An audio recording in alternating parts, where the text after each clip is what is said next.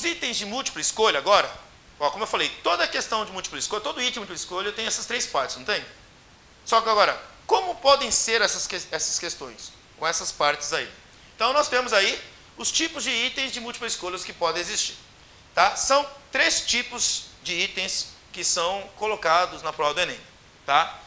O item chamado complementação simples, o item de resposta única e o item de interpretação. Vou mostrar cada um deles para você perceber como isso é evidente e fácil de perceber. Tá? O item do tipo complementação simples, ele é assim. Ele consiste de um enunciado, que é aquela segunda parte, né, do item, que deve ser redigido, quer dizer, a redação dele, em forma de frase incompleta. O que é a frase incompleta? Ela para, certo? Num determinado momento. E as alternativas devem ser que alternativa? Que finalizam a frase. Então, cada alternativa vai ser uma alternativa que finaliza aquela frase incompleta. Mas, baseado no texto de base. Você tem um texto de base que vai servir de referência para você julgar aquelas alternativas, qual é a correta, que vai complementar a frase. Certo? Então, a de complementação simples é assim. O enunciado começa com o texto de redação e nessa redação acaba um determinado momento. Para. E aí, as alternativas são a continuação daquele texto. Qual é a correta? É aquela que vai se basear melhor no texto, que vai estar concordando, certo, com o texto de base. Tá? Vou dar um exemplo aqui, só para acabar essa parte aqui. A questão 53 mostra aqui, ó. Embora um conceito fundamental para a biologia, o termo evolução pode adquirir significados diferentes no senso comum. Quer dizer, no pensamento do cotidiano. A ideia que a espécie humana é o ápice do processo evolutivo é amplamente difundida, mas não é compartilhada por muitos cientistas. Para esses cientistas, tá, que pensam de maneira diferente do senso comum, a compreensão do processo citado baseia-se na ideia de que os seres vivos ao longo do tempo passam por... A frase acabou, não acabou? Aí eu tenho várias possibilidades de complementação. Tá? Letra A, modificação das características, incremento do tamanho corporal, complexificação dos seus sistemas, melhoria de processos e estruturas e especialização para uma determinada finalidade. Agora, dentro do conceito que nós temos de evolução cientificamente, qual é a alternativa que fecha a frase aqui? A letra A, certo? Passam por modificação de características. Tá? A evolução, ela trata exatamente das características que nós temos ali entre todos os seres. Entendeu o que é uma ideia, um item de complementação simples? Tá? O outro tipo, como eu falei a vocês, é de resposta única. O enunciado deve ser redigido em forma de pergunta. Então você vai olhar no final do enunciado, é uma pergunta, vai ter um ponto de interrogação mesmo. Tá? E as alternativas devem responder a essa pergunta. Tá? Aqui, ó.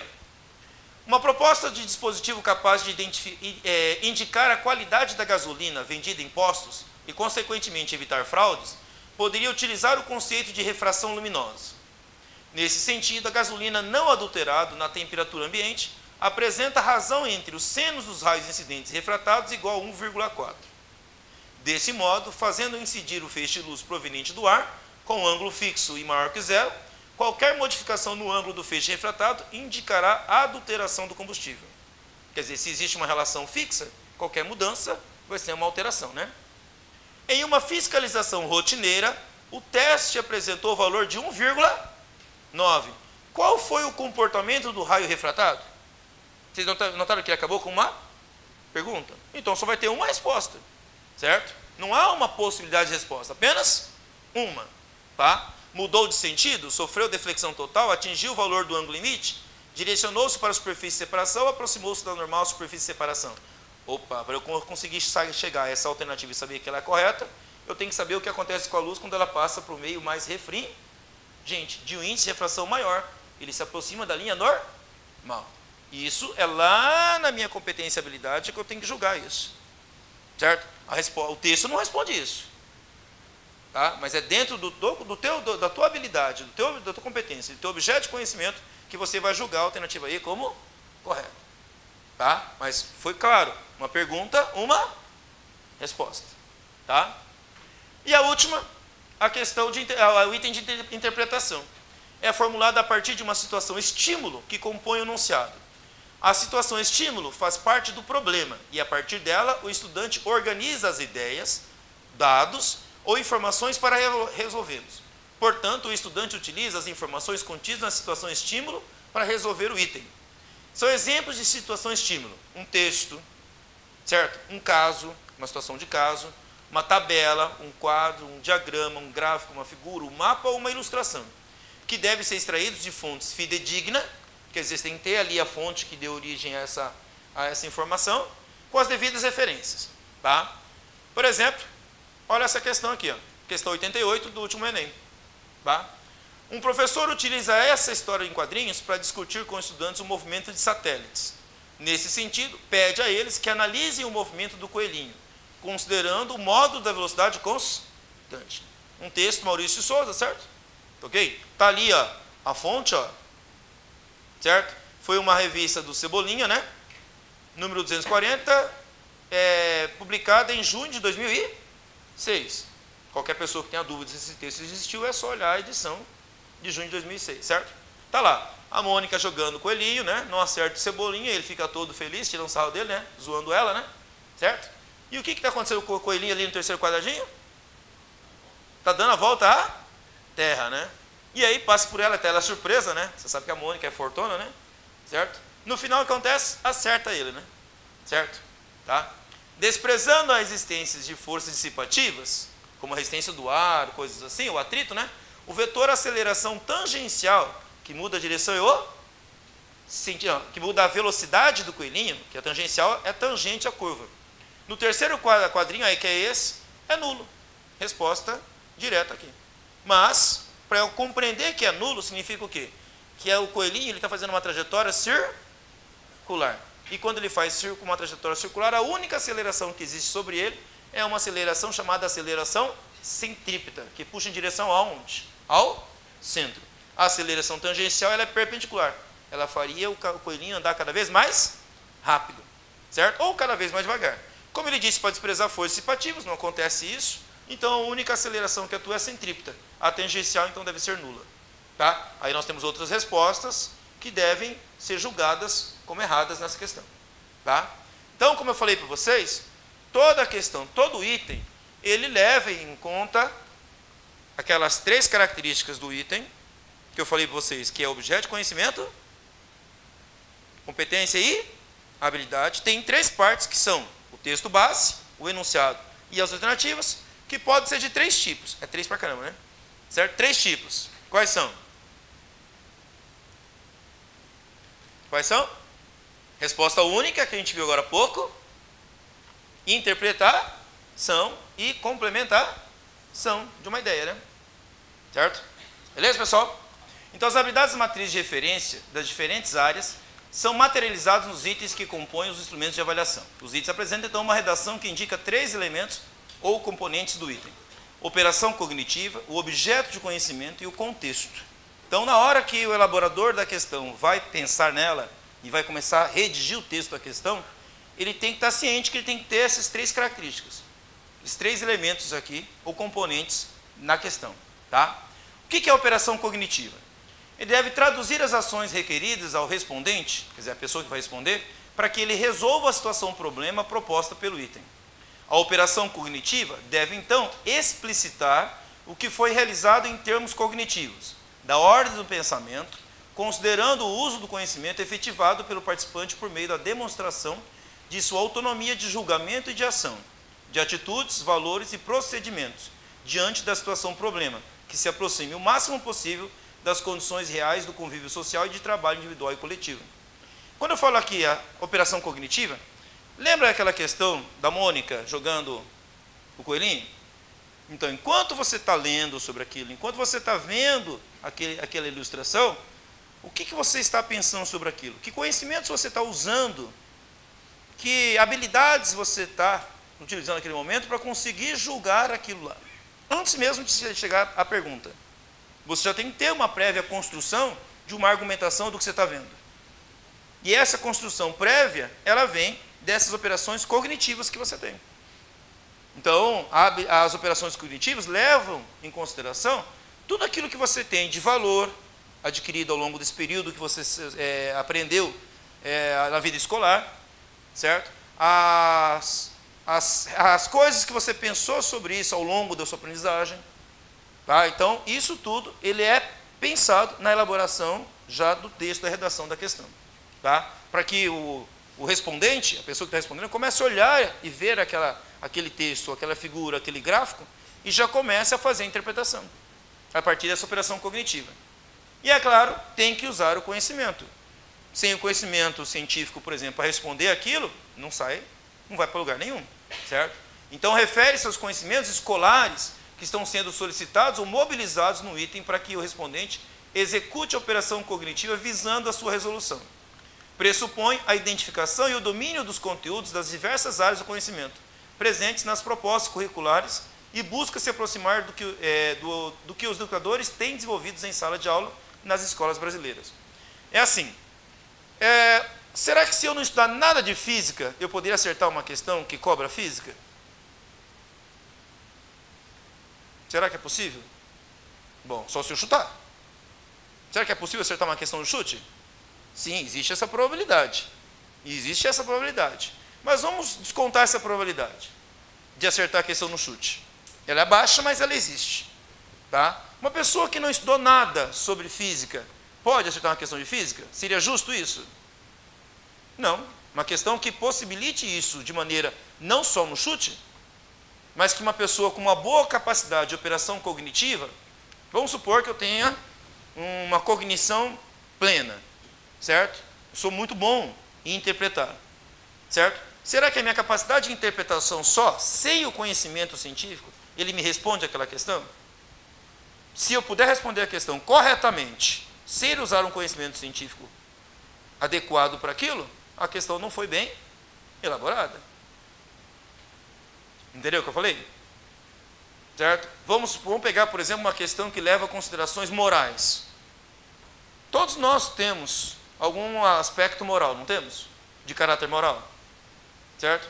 E o caráter moral não faz parte do objeto de conhecimento. Mas se a interpretação me levar a crer que isso é o suficiente para responder a questão e eu acerto dessa forma, a partir de um caráter moral, digamos que isso fique evidente, certo? Que a única resposta correta é aquela que, dentro de um caráter moral, me dá a alternativa correta, então não foi uma questão bem elaborada.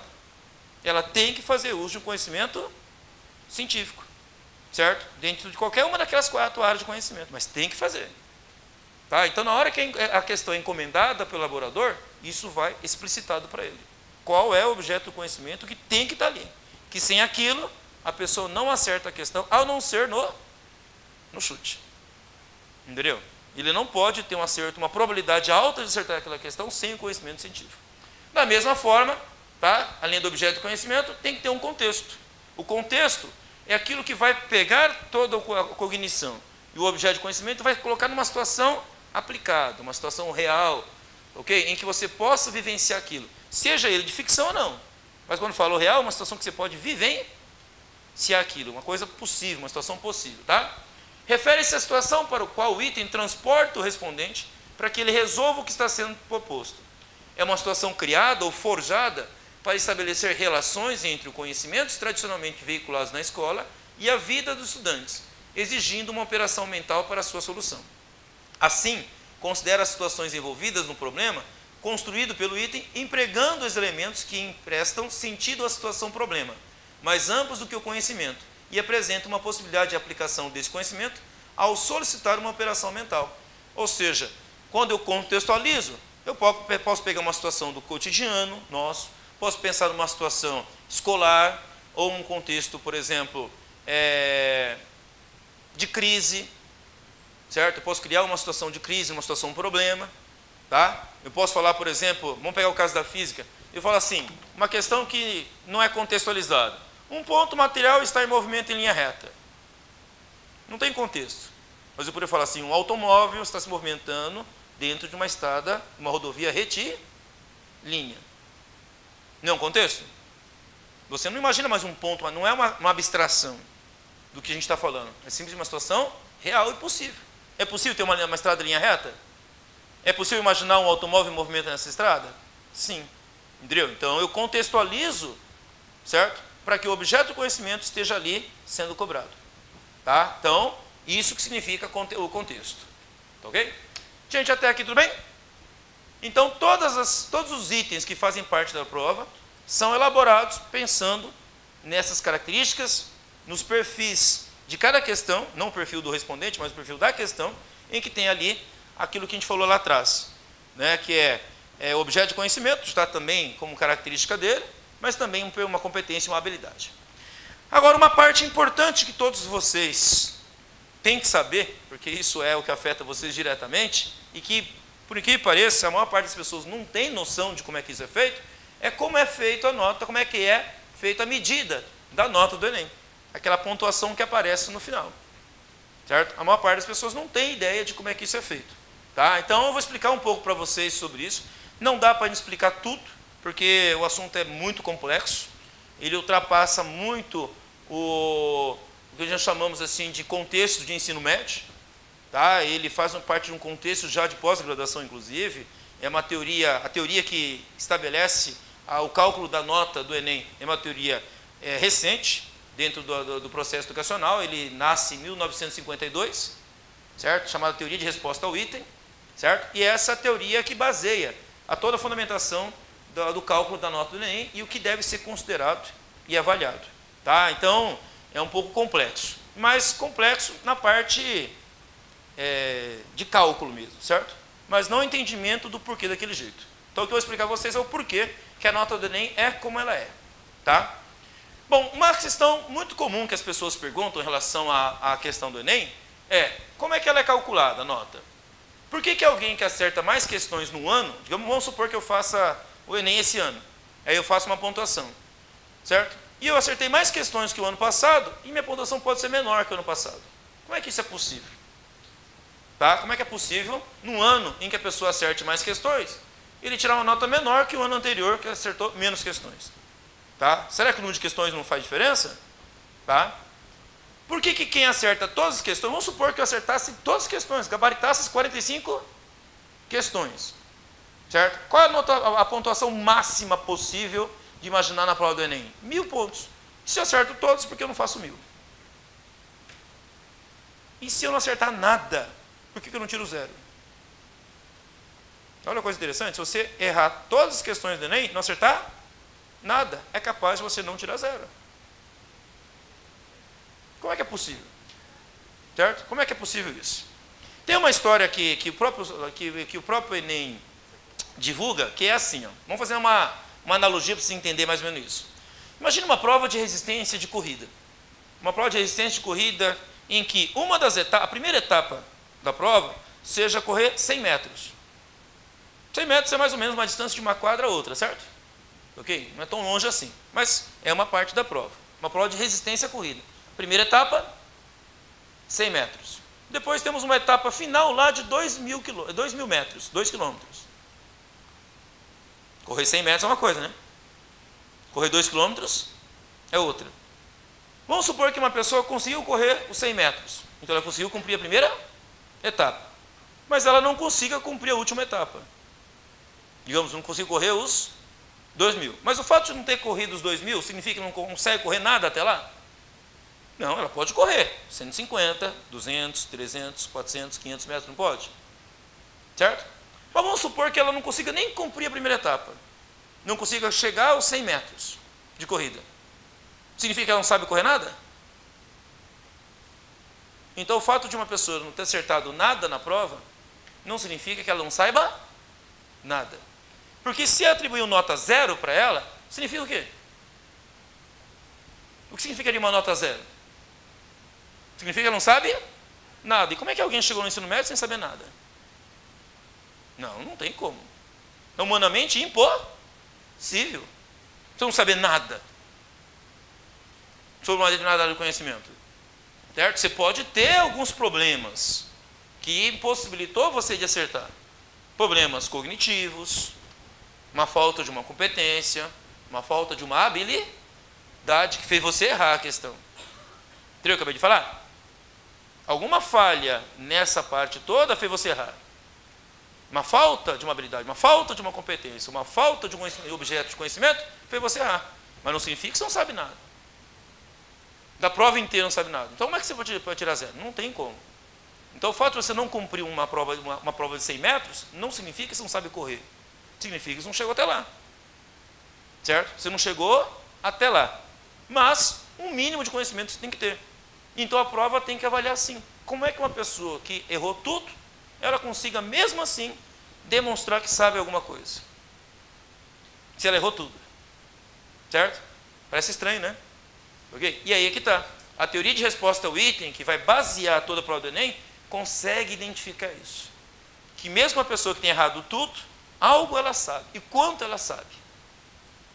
Entendeu? Então ela tem condições de pelo menos conseguir uma pontuação mínima. Pontuação mínima. Agora, quanto que é esse mínimo? Depende da prova. Não entendi. Sim, tem anos em que a prova ela é mais fácil. Tem anos em que a prova é mais difícil. Então, numa prova mais fácil, esse mínimo é mais fácil de ser alcançado, não é? Uma prova mais difícil, esse mínimo não é tão fácil de ser alcançado. Entendeu? Então, dependendo do ano em que essa prova é elaborada e ela é aplicada, esses parâmetros, por exemplo, de mínimo varia e de máximo também varia. Você ter 100% de todo o conhecimento, de toda a competência, de todas as habilidades, é humanamente impossível também.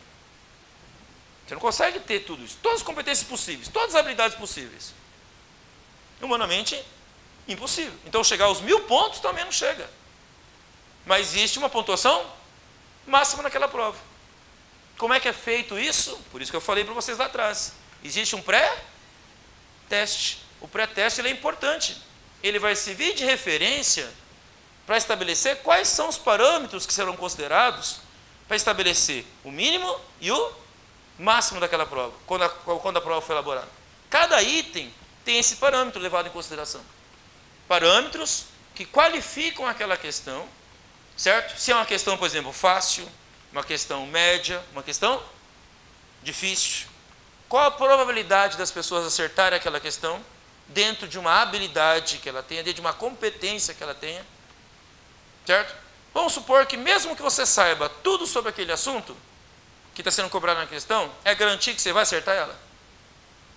Eu tenho certeza que já passaram pela sua vida de vocês, de uma questão que se olhou, você sabia a matéria daquela questão e você errou a questão. Então significa que alguma habilidade faltou. Agora, se eu errei a questão, então eu tirei 0? Não. Eu tenho que ter essa habilidade e esse conhecimento sendo identificado ali. Eu sei a matéria, mas errei pela falta da habilidade. Então, como é que isso aparece? Entendeu o que eu acabei de falar? A prova do Enem, ela considera não só a sua resposta, ela considera o padrão de respostas que você tem. Como é que você respondeu? Certo? Cada alternativa, ela não é colocada ali do tipo, quem descobriu o Brasil? Pedro Álvares Cabral, sabe? Aquela questão assim. Não é assim. Não é daquela que você elimina assim, essa é impossível, essa é absurda, então só a correta pode ser essa. No Enem existe esse tipo de coisa. Cada alternativa que aparece ali, ela é colocada levando em consideração, como eu falei a vocês, competências e habilidades e objeto de conhecimento. Dentro de um processo de cognição, certo? Em que você usa aquele conhecimento e que depois você consegue resolver a situação problema. Cada alternativa é feita assim. Então, o que você assinalou? A resposta era A, mas eu marquei a D. O que isso indica? Aquela D pode mostrar a você que você não tinha uma habilidade, mas que você tinha o conhecimento para responder a questão. Mas não acertou pela falta da habilidade. Então isso é mensurado, isso é medido. Então por isso você não vai tirar 0 na prova. Entendeu? Isso é uma forma, pois vamos considerar que eu tenha 2 pessoas que façam a prova. E as 2 pessoas acertam, por exemplo, lá 30 questões de uma prova lá tipo matemática e tecnologias, tá? 30 questões. 2 pessoas acertaram 30 questões. Elas vão fazer a mesma pontuação? Não. Por que não? Porque vai depender, primeiro, de quais itens cada uma acertou, de como foi o padrão dessas respostas que elas me assinalaram, quais elas erraram e como foi o padrão das respostas que elas assinalaram erradas. E isso é calculado em cima de um cálculo probabilístico.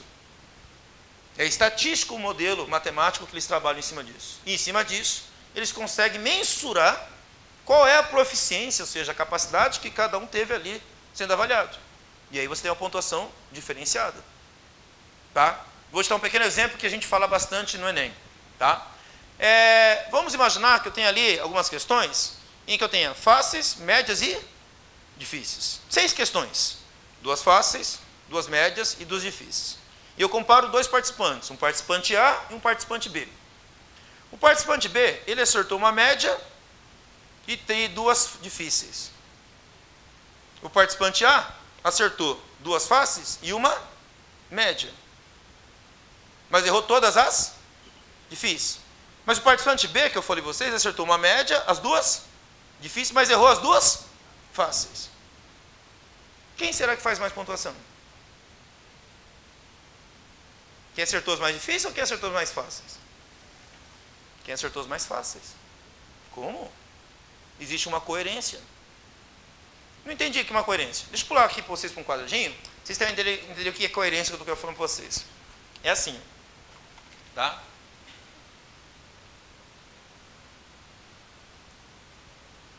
A coerência é esse quadradinho que eu quero mostrar para vocês aqui. Ó. Tá? É assim. Ó. Vamos supor que eu fosse participar de uma prova em salto em altura. Eu tenho ali cavaletes para serem saltados, de vários tamanhos diferentes. E eu consigo saltar o cavalete de 80 centímetros de altura. Pergunto a você, se eu sou capaz de saltar esse cavalete mais difícil, eu posso não ser capaz de saltar esse, não é? Mas os outros 2 atrás, que são mais fáceis, só não sou capaz. Se eu tenho a habilidade e a competência de fazer isso, e o conhecimento técnico para fazer isso, se eu sou capaz de saltar um cavalete de 80 centímetros de altura, eu sou com certeza capaz de saltar um cavalete mais baixo que 80. Então, para saltar esse, eu também tenho que saltar esse e esse aqui também. Da mesma forma, uma questão com dificuldades diferentes. Se eu sou capaz de acertar uma questão mais difícil, eu também tenho que ter a habilidade e a competência de acertar as questões mais fáceis, que envolve uma mesma área de conhecimento.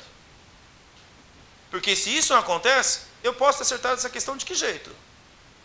Se eu não fui capaz de acertar as questões mais fáceis, a questão mais difícil, o que eu posso ter feito para acertar essa questão? Um chute. Lembra que o chute pode acertar? Certo? Não que não vai contar a pontuação. Acertar uma questão por chute é pontuado.